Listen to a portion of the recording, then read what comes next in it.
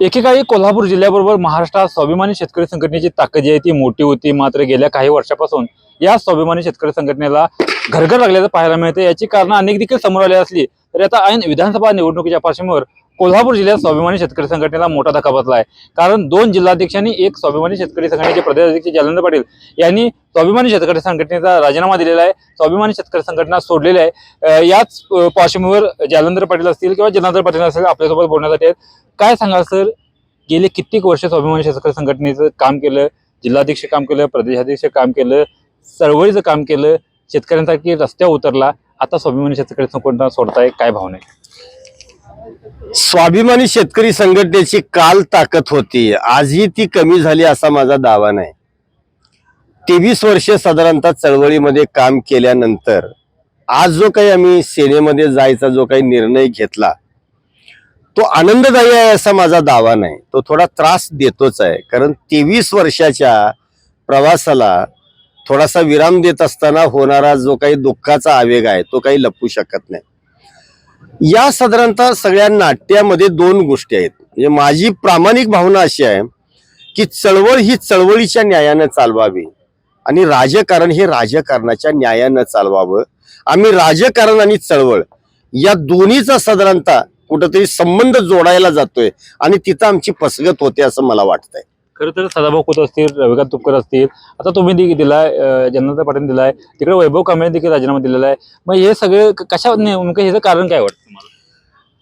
चळवळीमध्ये काही लोक वेगवेगळ्या अभिनिवेशापोटी आले गेले सुद्धा, लक्षामध्ये या थोडी पडझड झालेली आहे।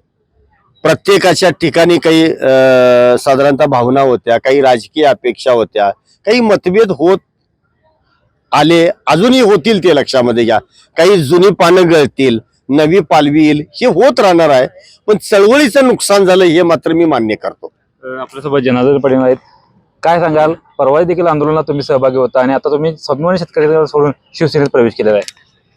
गेल्या 25 वर्षामध्ये स्वाभिमानी शेतकरी संघटनेच्या माध्यमातून राजू शेट्टींच्या नेतृत्वाखाली काम करत असताना सातत्याने आमचा एकच प्रश्न होता, तो म्हणजे शेतकऱ्यांचा प्रश्न। मग ऊस दर असेल, दूध दर असेल, विजेच्या संदर्भातले प्रश्न असतील, यासाठी आम्ही सातत्याने एकत्रित रित्या आम्ही ती लढाई केली। चळवळ सोडताना आनंद होता हा भाग नाहीच, सरांनी सांगितलं त्याप्रमाणे, परंतु शेतकऱ्यांचे प्रश्न सोडवत असताना 100% आज राजकारणामध्ये राजू शेट्टी ज्या वेळा होते त्यावेळा बरेच प्रश्न आमचे सुटत होते, परंतु आज सत्तेमध्ये कोणीही नसल्यामुळे आज आमच्या शेतकरी संघटनेची हानी सुद्धा त्या ठिकाणी होत आहे। गेल्या 5 वर्षामध्ये मग ज्या वेळा 2019ची निवडणूक झाली आणि निवडणूक झाल्यानंतर जी संघटनेची जी पडझड व्हायला सुरू झाली ती आज सुद्धा थांबलेली नाही। खरं तर सर, लोकसभेवेळी महाविकास आघाडीतून स्वाभिमानी राजू शेट्टी यांना उमेदवारी भेटत होती आणि ती जर महाविकास आघाडीतून स्वीकारली असती तर कुठेतरी स्वाभिमानीची ताकद आणि किरण वाढली असती आणि शेट्टी साहेबांचा विजय झाला असता अशी संपूर्ण मतदारसंघात चर्चा होती। मात्र राजू शेट्टी यांनी तो निर्णय मान्य केला नाही। हा निर्णय चुकला असं वाटतं आपल्याला? राजू शेट्टीने महाविकास आघाडीतून निवडणूक लढवावी या मताचा पुरस्कर्ता मी होतो। दुसरी बाजूही अशी होती की राजू शेट्टीनं असं वाटत होतं की कोणत्याही एखाद्या गटातटामध्ये पक्षामध्ये जाण्यापेक्षा मी ह्या व्यवस्थेतल्या कष्टकऱ्यांच्यासाठी, शेतकऱ्यांच्यासाठी, बेरोजगारांच्यासाठी गेली 23-24 वर्ष लढा उभा केलाय। ही सगळी पक्षाची बंधनं झुगारून हा गोरगरीब कष्टकरी मला मतदान करेल हा भाव होता, त्यांनी केलं सुद्धा। पण मला एवढंच याच्यावरती माझं उत्तर आहे की राजकारण खरं तर जिंकलं आणि इथं मात्र संघर्ष थोडासा लटका पडला किंवा तो हरला असं मी म्हणेन। पण राजकारणाची अशी गणित चालत नाहीत, म्हणजे एवढ्या संघटना चालवत असताना नाही, राजकारण हे मी मगाशी म्हटलं राजकारणाच्या न्यायानंच करावं लागेल। आज महाविकास आघाडी असेल किंवा महायुती असेल, हे तिन्ही जे घटक पक्ष जे एकत्र आलेले आहेत हे गेल्या 15-20 वर्षाच्या काळात एकमेकाच्या उरावर बसलेले तुम्ही पाहिलंय, आम्ही पाहतोय।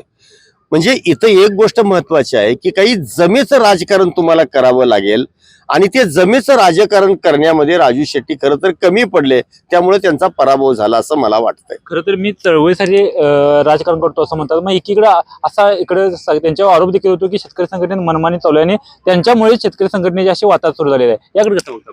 नाही, राजू शेट्टी हा एक महाराष्ट्रामधला शेतकरी चळवळीतला एक गोरगरीब कष्टकऱ्यांच्या भूमीतून उभा राहिलेला नेता होता. लक्षामध्ये घ्या, मोठं संघटन कौशल्य, महाराष्ट्रामध्ये झालेली लक्षवेधी आंदोलन, हे सगळं तुम्हाला माहिती आहे.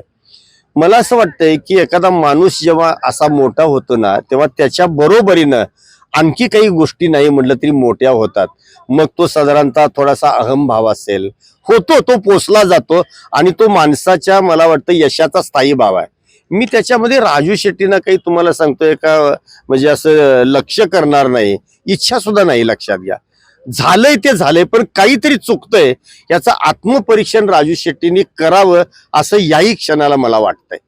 तुम्हाला एवढं कळतं, मग राजू शेट्टींना का कळत नाही?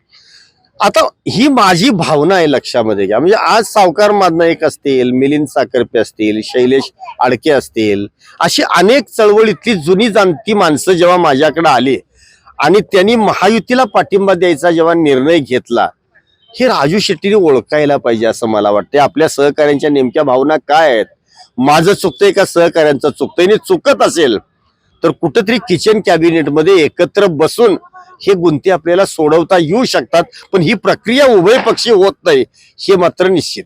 खरं तर एक जिल्हाध्यक्ष वैभव कांबळे यांची उमेदवारी जाहीर झाली होती. त्यांनी पक्ष म्हणजे उमेदवारी अर्ज दाखल तरी केला होता, मात्र अचानक ते म्हणले रात्री काय झालं आणि तिकडे दुसरी उमेदवारी अचानक पक्षात आलेले किंवा पूर्वीचे पक्ष सोडून गेलेले, त्यांनी त्यांचा उमेदवारी अर्ज दाखल केला. त्यामुळे त्यांनी राव शेट्टी देखील मोठी टीका केली होती. मग हे सगळं राजकारण कसं बघता? कारण त्या अचानक दोघांना प्रवेश झाला. उल्हास पाटील ते पूर्वीचेच होते, मात्र मिंचेकरांनी अचानक प्रवेश केला. 2009, 2014, 2019ला वैभव कांबळे निवडणूक लढवण्यासाठी इच्छुक होते. तिन्ही वेळेला काहीतरी साधारणतः हे निर्माण झाले, पेच निर्माण झाली आणि त्यांना थांबावं लागलं. या वेळेला मात्र त्यांना लढायला संधी मिळायला पाहिजे होती आणि वैभव कांबळेंची तीच अपेक्षा होती की या ठिकाणी मी लढणार आहे. लढल्यानंतर ते विजयी होतील का, पराभव पदरात पडेल का, हा नंतरचा प्रश्न होता. पण त्यांना लढायला संधी खरं तर आम्ही द्यायला पाहिजे होती. पण राजू शेट्टीने जो निर्णय घेतला ना, तो राजकारणाचं उत्तर देण्याचा घेतलेला तो निर्णय आहे. इथं चळवळीतल्या कार्यकर्त्याला न्याय मिळू शकला नाही. माझी भावना एवढीच आहे की उल्हास पाटील एकेकाळचे आमचे 10-15 वर्षाचे सहकारी आहेत, वैभव आमचे सहकारी आहेत. पण मला आजही असं वाटतंय की आमच्या रक्ताचा वारसदार त्या ठिकाणी कुठेतरी त्या सभागृहात जायला पाहिजे. ती मात्र पोकळी भरून निघते का? उद्या कदाचित उल्हास पाटील विजयी होतील, मिंचेकर विजयी होतील, पण आमचा मात्र सल तो राहील की अरे या स्वाभिमानीच्या रक्ताचा, सध्याचा आणि गेल्या 25 वर्षात सोबत असलेला वारसदार त्या सभागृहामध्ये जात नाही, याचं दुःख पण आहे. एकीकडे मग हे सगळी तिसरी आघाडी असताना किंवा या सगळ्या उमेदवारी पक्षप्रवेश असताना तुम्हाला किंवा तुमच्या संघटनेची महत्वाची पदाधिकाऱ्यांना विचारात घेतलं गेलं नाही? याच्या संदर्भामध्ये ज्या काही आमच्या चर्चा झाल्या त्यावेळेला आमची जी भावना होती ती एक होती, राजू शेट्टींची भावना वेगळी होती. एकत्र बसलो आम्ही, पण जो विचारातला समेट व्हायला पाहिजे आणि एकाच साधारणतः विचारानं जे काही संघटना पुढे जायला पाहिजे, तो मात्र विचार पूर्णत्वाला गेला नाही. मुख्यमंत्र्यांची काय चर्चा झाली? मुख्यमंत्री तुम्ही शिवसेनेतच प्रवेश का करण्यात निर्णय? नाही, मुख्यमंत्र्यांच्या बरोबर चर्चा झाली म्हणजे अलीकडच्या काळामध्ये ना, गेल्या महाराष्ट्राच्या राजकारणाचा म्हणजे संयुक्त महाराष्ट्राची स्थापना झाल्यानंतर आजपर्यंतचा जेव्हा मी सगळा हा लांबचा सगळा परिप्रेक्ष्य पाहतो ना, तेव्हा मला एक गोष्ट जाणवते की या मुख्यमंत्र्यांनी काही धाडसाचे निर्णय घेतले. मग ते शेतकऱ्यांच्यासाठी 7.5 HP पंपांना दिलेली वीज म्हणजे सवलत असेल, मोफत वीज असेल, किंवा त्यानंतर पुन्हा मला वाटते लघुदाब आणि उच्च दाब वीज वाहिन्यांच्या संदर्भामध्ये शेतकऱ्यांच्या घेतलेला निर्णय असेल, असे काही शेतकऱ्यांच्या हिताचे त्यांनी निर्णय घेतले आणि आताच्या जाहीरनाम्यामध्ये सुद्धा त्यांनी ते निर्णय घातलेले आहेत. म्हणजे शेतकऱ्यांना कर्जमाफीचा निर्णय असेल, 45,000 गावांना शेतपानंद देण्याचा मुद्दा असेल, असे काही त्या माणसानं धाडसाचे काही निर्णय घेतले. त्यांच्याबरोबर जाऊन आणखी काही साधारणतः शेतकरी हिताचे निर्णय घेता येऊ शकतील हा एक आशावाद आहे. बघूया प्रवासात काम करताना तो पूर्णत्वाला जातोय की नाही. शेतकऱ्यांच्या प्रश्नासाठी काय आश्वासन दिले मुख्यमंत्र्यांनी? नाही, सातत्यानं राजनीती ही आवाहन करत असते की आम्ही बाबा शेतकऱ्यांच्या बरोबर आहे, आम्ही कष्टकऱ्यांच्या बरोबर आहे. हे साधारणतः आश्वासनाचे पडगम तुम्ही प्रत्येक सत्ताधीशांच्या बरोबर तुम्ही पाहिलेले आहेत. पण मला असं वाटतंय की ते मुख्यमंत्री एकनाथ शिंदे हेच मुळात आधी सर्वसामान्य कुटुंबातले आहेत, मातीवरती आहेत, त्यांची शेती तुम्ही बघताय. आणि असा एक शेतकऱ्याचा पुत्र जो मातीवरती आहे तो जरा न्यायाची साधारणतः दारं चांगल्या पद्धतीनं खुली करू शकेल असा थोडा माझ्या मनामध्ये एक आशावाद आहे. आता पुढील भूमिका काय असणार आहे? कारण काही घटकांनी महायुतीला पाठिंबा दिलेला आहे, तुम्ही तर राजीनामा सोडून देऊन शिवसेनेत प्रवेश केला. मग आता काही घटकांनी म्हणण्यापेक्षा आमच्यातल्या प्रमुखांनी महायुतीला पाठिंबा दिलेला आहे. आम्ही त्याच विचाराचे आहोत. लक्षात घ्या की महायुतीला आपण पाठिंबा देऊया, कारण आतापर्यंत आमचा जो संघर्ष आहे ना तो या घराणेशाहीच्या विरोधातलाच आहे. जे काँग्रेस राष्ट्रवादीनं या महाराष्ट्रामध्ये नव्हे देशामध्ये जी घराणेशाही जोपासली आणि या महाराष्ट्रातली जी 48 घराणे आलटून पालटून सातत्यानं तिसरी चौथी पिढी राजकारणाच्या केंद्रस्थानी आले तरी त्यांना पाठीमागं कोणी लोटायला तयार नाही. आता साधारणतः हा जो एक नवा महायुतीचा जो प्रवाह उभा राहिलाय त्याच्यामध्ये नाही म्हटलं तरी एक प्रयत्न आम्ही करतोय की इथं काहीतरी बाबा शेतकरी हिताचे निर्णय चांगले होऊ शकतात आणि आम्ही ते बघतोय, होईल असं वाटतंय. पुढील भूमिका कसं सगळ्यांना घेऊन कसं जाणार तुम्ही आता?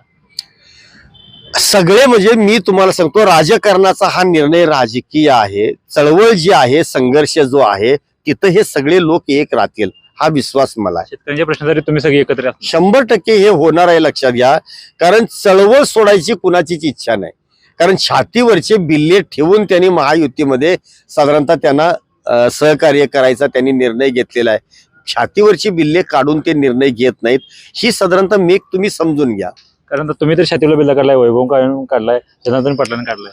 आता आम्ही सरळ पक्षप्रवेशच केलाय लक्षामध्ये घ्या. पण मी असं म्हणतोय, लक्षात घ्या, पक्षप्रवेश केल्यानंतर सुद्धा आमचं ध्येय काय आहे? शेतकरी कष्टकरी हित हेच आमचं ध्येय आहे. आणि जे प्रश्न आहेत ते राजनीतीच्या माध्यमातून काही सोडून घेता येतात का? आणि तुम्हाला खरं सांगू काय की कोणत्याही पक्षामध्ये तुम्ही जरी बाबा प्रवेश केलेला असला तरी एक साधारणतः भूमिका बाजूला ठेवून दुसऱ्या भूमिकेला सहकार्य करण्याचे अनेक मार्ग या गर्भात आहेत, करता येतील आपल्याला. घ्या, खरं तर अगदी शेवटचा प्रश्न आहे. अनेक वर्षामध्ये तुम्ही 20 ते 25 वर्ष शेतकरी संघटनेत काम केलं, लाट्या काट्या आल्या, आज शेतकरी संघटना सोडताय, बिल्ला देखील तुम्ही काढलेला आहे. आता नेमकं काय वाटतंय आणि या राजशेट्टींना काय तुम्ही सांगायचं इच्छिता का आमच्या माध्यमातून? या घटनेचं तुम्हाला सांगतोय का दुःख आहे. छातीवरचा बिल्ला खिशामध्ये आहे, तो सातत्यानं बाबा अस्वस्थ आहेच. लक्षात घ्या, बिल्ला नाही असं नाही. माझी एवढीच राजू शेट्टींना इच्छा आहे की 25-25 वर्ष काम केलेल्या माणसांच्या भावना समजून घ्या. किचन कॅबिनेटमध्ये एकत्र बसा. चर्चेचे दरवाजे सातत्यानं हालते राहायला पाहिजेत. मला वाटते चर्चेचे दरवाजे जर खुले असते तर इथंपर्यंत सुद्धा हा साधारणतः प्रकार आला नसता. धन्यवाद साहेब नवराष्ट्र बोलल्याबद्दल. आपण बघितलं की हे होते जनार्दन पाटील आणि जयवंत पाटील यांनी आता शेतकरी संघटना सोडचिठ्ठी दिलेली आहे आणि शिवसेनेत प्रवेश केलेला आहे आणि त्यांनी सांगितलेलं की चळवळ सुरू राहणार, शेतकऱ्यांच्या प्रश्नासाठी आम्ही लढा उभा करणार. मात्र सत्तेत राहून देखील शेतकऱ्यांचे प्रश्न सोडवता येतात, त्यामुळेच आम्ही आता हे सगळा निर्णय घेतलेला आणि राजू शेट्टींनी कार्यकर्त्याला पदाधिकाऱ्याला समजून घ्यावं अशी इच्छा देखील त्यांनी व्यक्त केलेली आहे. श्रीकांत पाटील, नवराष्ट्र, कोल्हापूर.